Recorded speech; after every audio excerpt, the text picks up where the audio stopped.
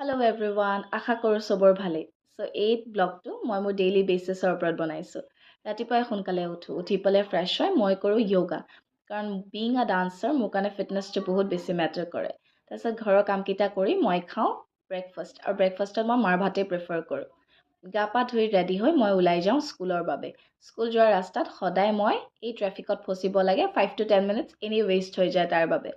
আৰু এইকেইদিন স্কুলত এক্সাম চলি আছে সেইবাবে মই পাইছোঁ এক্সাম ডিউটি। তাৰপিছত ঘৰ পায়েই মই ফ্ৰেছ হৈ পেলাই ভাতকেইটা বনাই পেলাই খাই বৈ লৈ অকণমান ৰেষ্ট কৰোঁ। কাৰণ তাৰপিছত আকৌ ইভিনিং ওলাই যাবলৈ লাগে টিউশ্যন কৰাবৰ বাবে।